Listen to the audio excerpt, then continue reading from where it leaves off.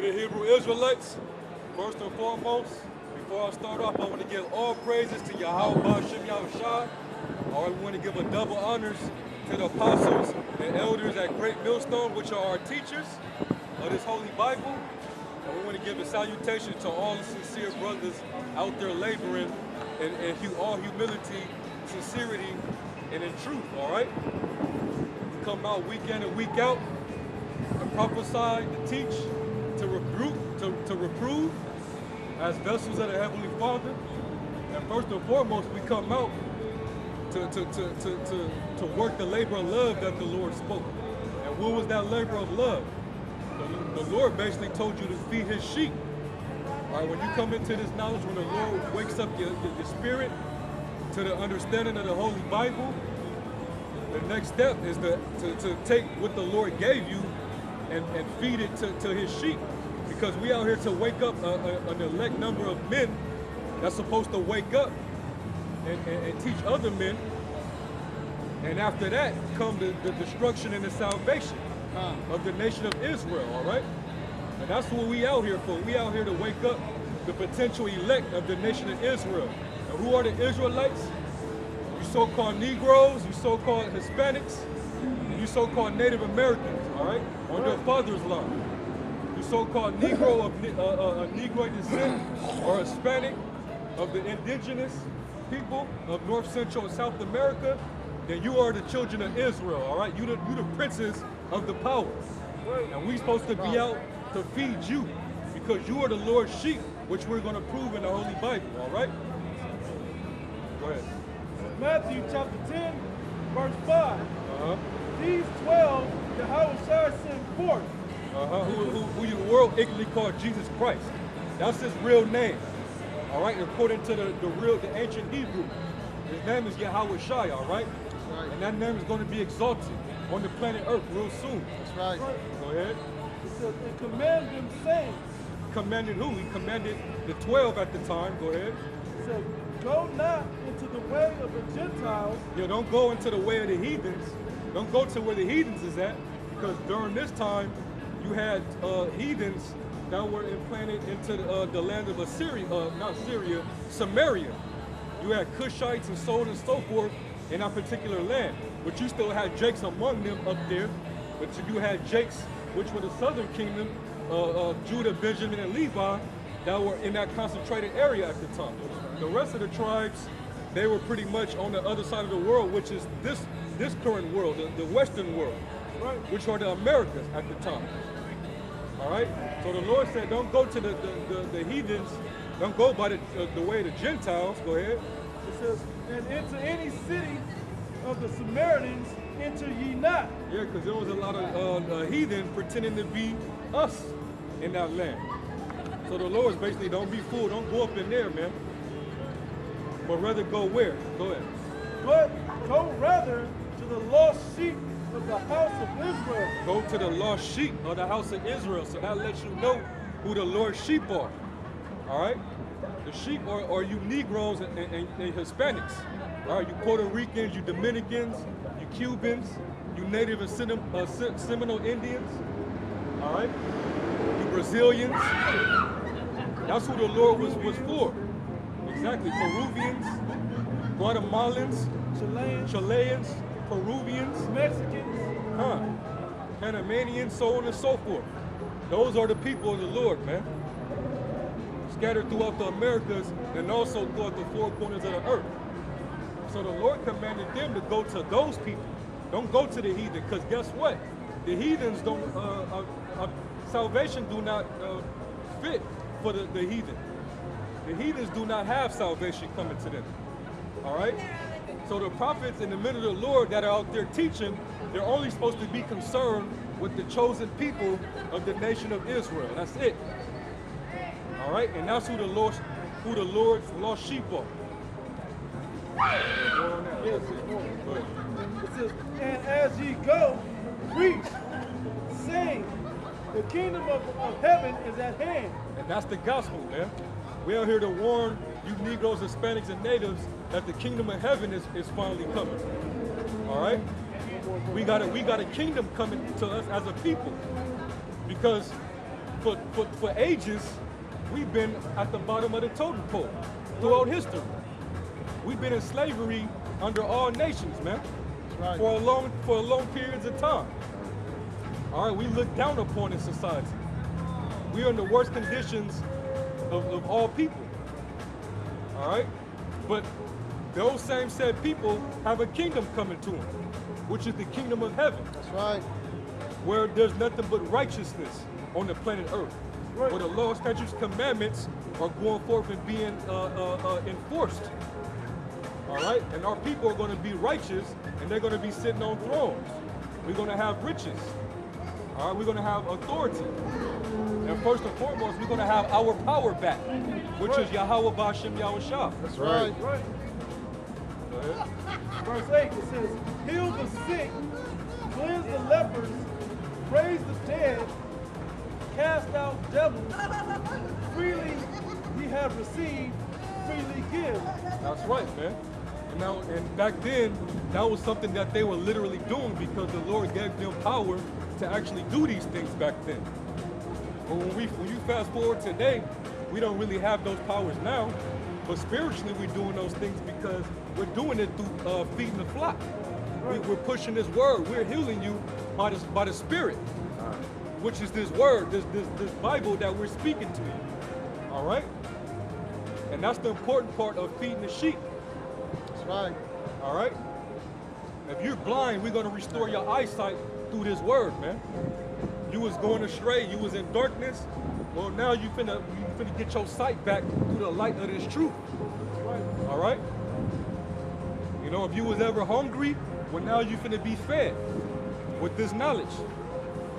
All right? I got one more verse that talks about, basically what it talks about, verse 11 is about to talk about that there is an elect.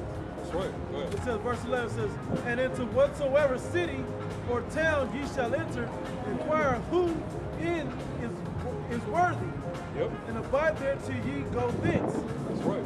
That was the point. Basically, just you're looking for who's ever worthy for this truth. We're out here to fish for those elect of the lost sheep of the house of Israel. That's right. That's just the point. That's plain. Go ahead. Get what you got, brother. 1 Peter 5 and 2. Feed the flock of God which is among you. It says, feed the flock of the Most High, which is among us. All right? So that's important. We must feed the flock, feed the Lord's sheep, which are the lost sheep of the house of Israel. All right? That's what you're supposed to do when you come into this knowledge, man, the truth. When the Lord wakes you up and He feeds you enough for you to feed the rest of the sheep. Go ahead. Taking oversight thereof, not by constraint, but willingly. Yeah, basically taking oversight over the Lord's flock, which is the church. And the church are basically the men, the brothers that believe. Right. All right? That's the church. And you're supposed to constantly keep them fed, man. And that's what the apostles of Great Millstone, that's what they've been doing for 3 decades now, man. And that's why all the brothers under them are leading strong, man. All right? You feed, then those brothers get fed, then they grow, then they get old enough, then they start nurturing and feeding, and then the cycle continues until the church is built. Right. All right? Go ahead. Read it again. 1 Peter 5 and 2. Feed the flock of Yahweh which is among you, Uh-huh. taking the oversight thereof, Yep, go ahead. not by constraint, but willingly. Not by constraint, but willingly, meaning don't force yourself. When you come into this and you know you gotta put this work in of feeding the sheep, you're supposed to want to do this and not force yourself. You know, when you gotta force yourself to do something, you really don't want to do it. That's what it means by doing this by constraint. All right? No, you're supposed to do this because you're eager and you want to do it. You do it willfully, willingly. You want to do it. You want to do it. You do it cheerfully. And that's another key to when you come into this knowledge, you're supposed to have that mentality, man, of wanting to actually teach and feed the Lord's sheep, man. This shouldn't be a burden to you. Right. If I can say this, you don't have to feel like there's a gun to your head. Exactly. I said you shouldn't feel like that, even though there is. Yep. Even though there is, because your life is on the line. When you put your hand to the plow, that's it, man. You can't look back, man. You know? Go ahead. Not for filthy lucre, Not for filthy lucre, meaning not for empty gain. You know, you looking for something in return. I'm talking about in the carnal sense. yeah, money. Because really, you know, we setting up our spiritual bank account, man. You ain't supposed to be out here trying to get everybody's money, even though the scriptures do say men of the Lord are supposed to be taken care of for teaching the church. But ultimately, we ain't out here. It's not about reaping and taking, you know what I'm saying, all these different carnal things that can be given to us. All right? When you freely get, freely give. Man You know? can't pay you for this. Buy the truth and sell it not. You know? So we ain't doing this for filthy lucre. We ain't got no ulterior motive. We try to come out here and do this because we want fame, we want vainglory. You know, we want a position, we want to be seen. No, man, we do this because we really want to serve Yahweh Ba'Shem Yahweh Shai, man. And that's the mentality that you supposed. Exactly, that's the mentality you're supposed to have, man. I didn't pick one to say this. We know that we get like single-digit views, but we don't care. We don't care. As care. long as the word is going out and being published. Somebody, That's all we can. That's exactly. somebody gonna watch it sometime. And if that one person watching will wake up, we did our job. That's right.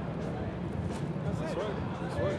Where you at? But of ready mind. But of a ready mind, meaning you must be prepared for this, man. Your mind must always be prepared when you get ready to feed the flock, man.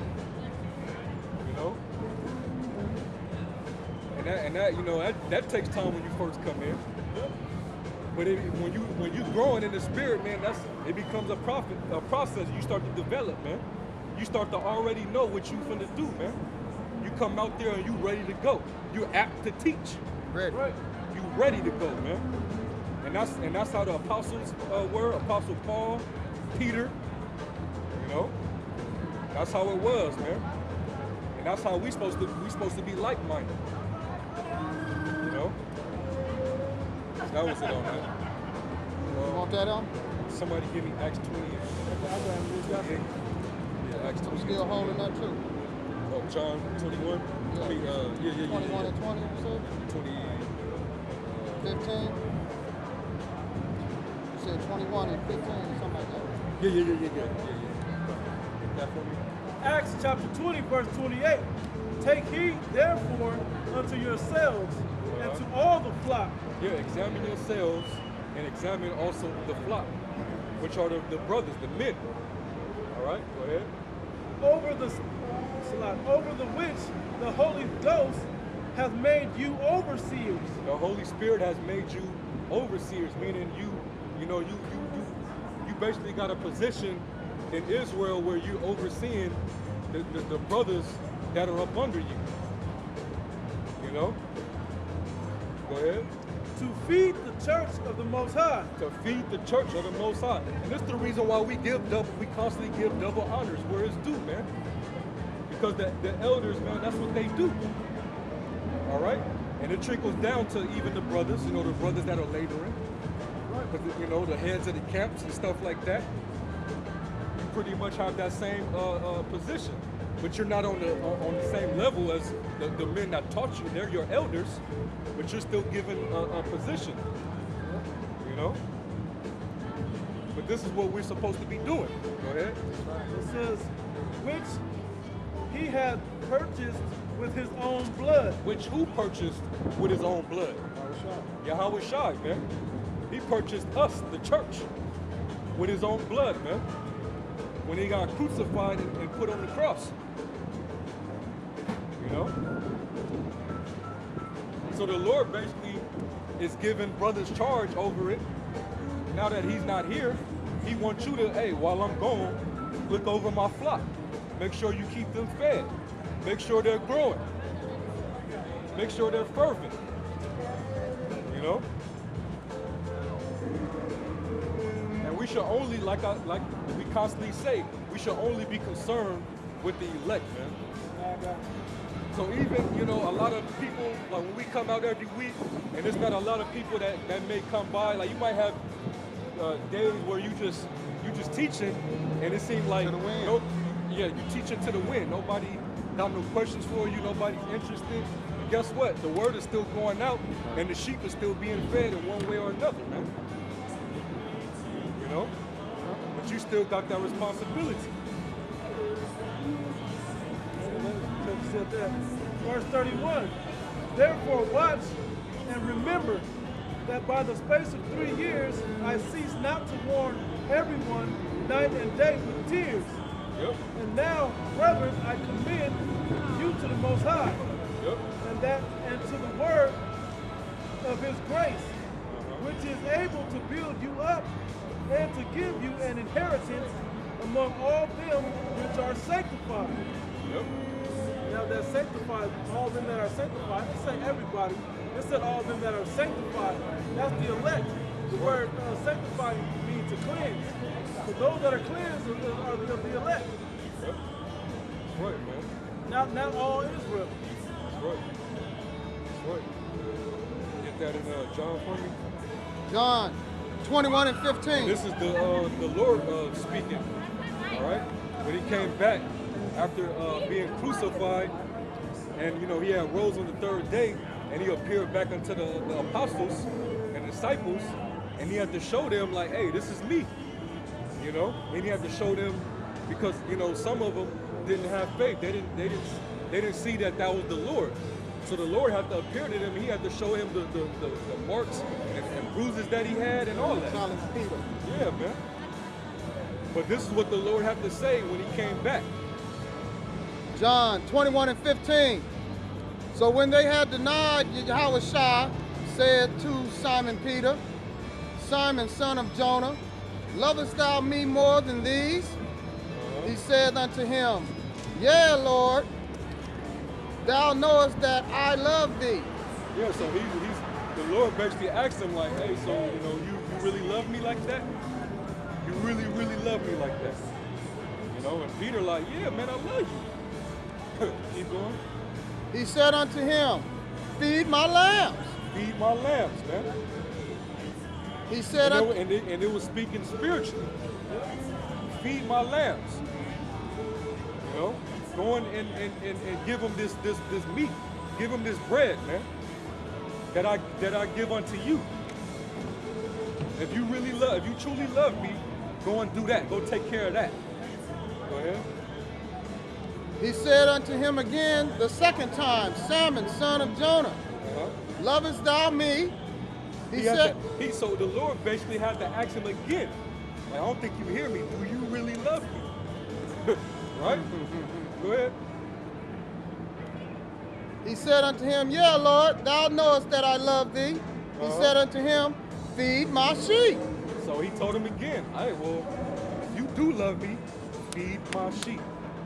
Now, why do you think the Lord keep asking him that? That should raise a question. Why did the Lord have to ask him? Peter already answered him, yes, I love you. But the Lord like, okay, I hear you, but do you really love me? Go ahead. He said unto him a third time, Simon, son of Jonas, lovest thou me? Peter was grieved because he had said unto him a third time, lovest thou me? He got pissed, like, come on, man. I just answered you twice. Yes, I love you. You know?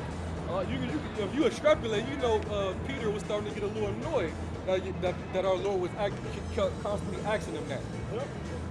But the Lord, he was spiritual. You know? Go ahead. And he said unto him, Lord, thou knowest all things. Yep. Thou knowest that I loveth thee. Yep. Yahushua said unto him, Feed my sheep.